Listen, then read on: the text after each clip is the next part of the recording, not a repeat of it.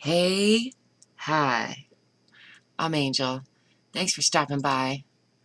I'm doing an experimental edit read of my book, 47 Truths.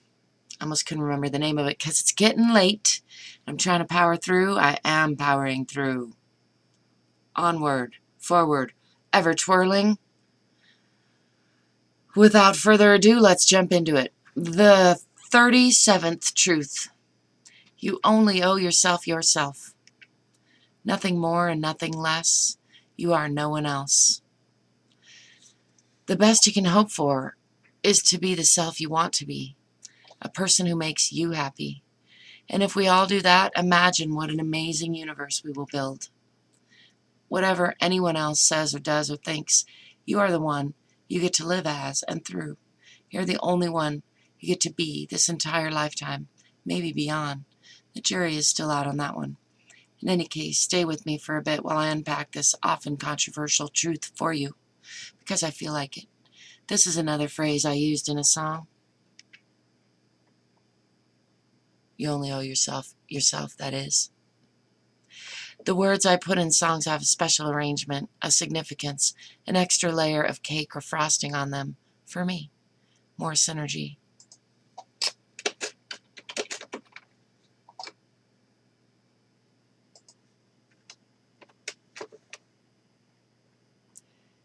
Even if you think there is some judgment day, some great creator in the sky or tally ticker under your feet who is adding up all your debts and gifts, summoning your generosity and your gluttonies to come to some conclusion about where you should be filed or marched off to next, which, by the way, seems a very absurd story to me, though no less absurd than most, I suppose.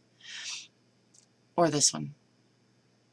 Even if you believe that, the complexities of doing your best and trying to be a good person are nearly impossible to sort out with one puny little human brain in a dark, bony box.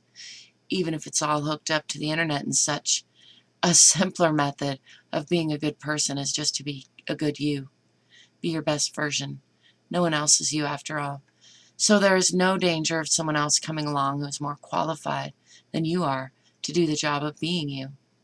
I feel compelled to reiterate here that I mean no disrespect to my dear friends, family, and other co-creators, yet unmet, who hold a belief for God or adhere to religious practices.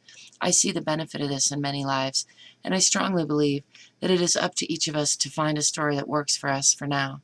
I usually can replace the word God with universe or mystery or everything in my mind when having religiously bent conversations, and not get too hung up on it. I hope you can do the same in the other direction, if this resonates with you, or if you prefer the more mainstream vocabulary. There are those who love to get dirty and fix things.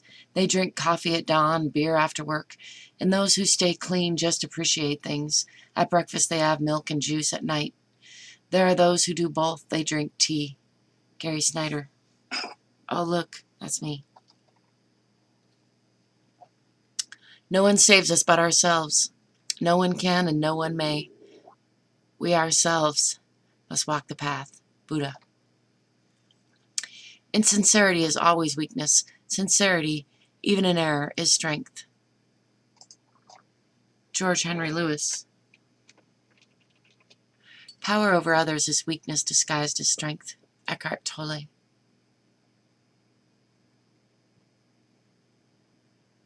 The truth is, belonging starts with self-acceptance. Your level of belonging, in fact, can never be greater than your level of self-acceptance, because believing that you're enough is what gives you the courage to be authentic, vulnerable, and imperfect. I love that one, by Brené Brown. When you're willing to be vulnerable, you can surprise yourself at how strong you can be. Jonathan Van Ness. That concludes the 37th truth. You only owe yourself yourself. I hope you've enjoyed it. Let me know in the comments, and stay tuned, or skip ahead, or go dig for it. Truth number 38 is coming up next. Boom.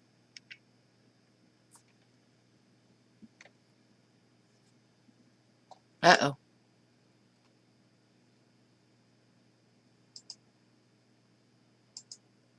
My phone's doing that thing it does sometimes. Don't do it, phone. Don't do it.